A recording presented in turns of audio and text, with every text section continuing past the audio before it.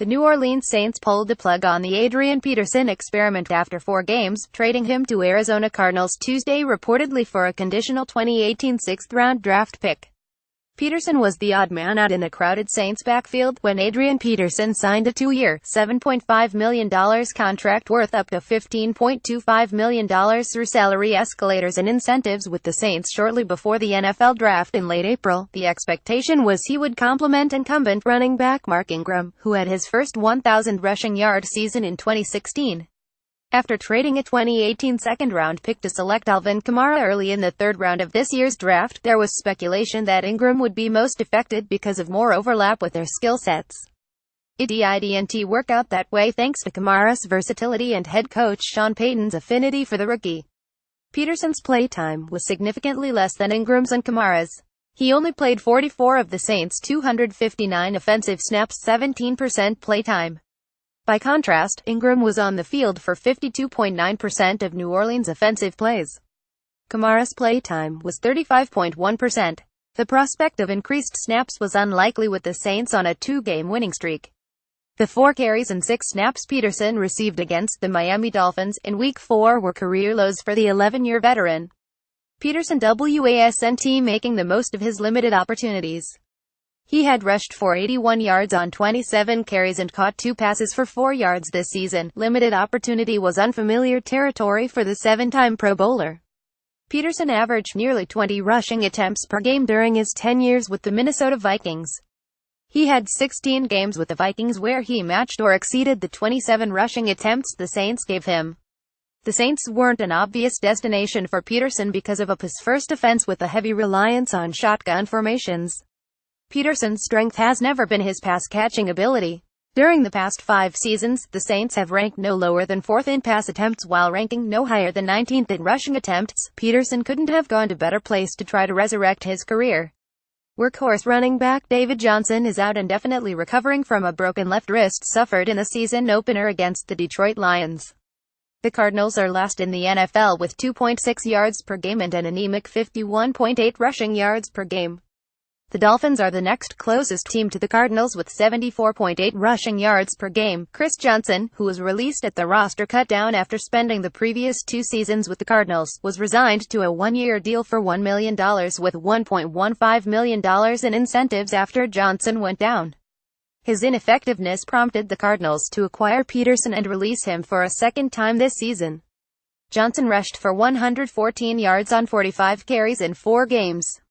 Andre Ellington has done a capable job filling in as a third-down running back, catching 26 passes for 222 yards during the last 4 games. Peterson is a low-cost acquisition for a Cardinals team 1 game out of first place in the NFC West with a 23 record. The Cardinals are only responsible for $705,882 or 1,217ths of Peterson's fully guaranteed $1 million 2017 base salary, the performance bonuses and his 2018 contract year for $3.5 million, which includes a $750,000 roster bonus payable next March 16 on the 3rd day of the 2018 league year. The Cardinals still have slightly more than $4.5 million of salary cap room after the trade for Peterson and release of Johnson because their base salaries are the same. The Cardinals would gladly pay some portion of the performance bonuses because it would mean they have gotten more the Adrian Peterson of old rather than an old Adrian Peterson. There is a total of $1 million of incentives annually based on Peterson's rushing total each season. It's $150,000 for 750 yards. The amount increases to $250,000 at 1,000 yards. It goes up to $750,000 at 1,250 yards with another $250,000 for 1,500 yards. Peterson can make a maximum of $750,000 depending on how many touchdowns he scores. He gets $250,000 for 6 touchdowns and an additional $250,000 with 8 scores. The remaining $250,000 is contingent on hitting the end zone at least 10 times and leading the NFL in rushing touchdowns. $1 million is tied to team success and Peterson rushing for at least 750,000 yards. It's $250,000 for playing in the wild card or divisional playoff rounds. There's $250,000 more for an NFC Championship game appearance. The final $250,000 is for playing in the Super Bowl. Any incentives earned in 2017 also get added to Peterson's weekly roster bonuses during the 2018 season, which currently total $1.25 million. Peterson was a rather expensive four-game proposition for the Saints. He is costing them almost $2.8 million, primarily because he received a $2.5 million signing bonus. The cap implications are different. The 2017 cap charge is just under $1.55 million, which is composed of the base salary paid by the Saints and half of Peterson's signing bonus.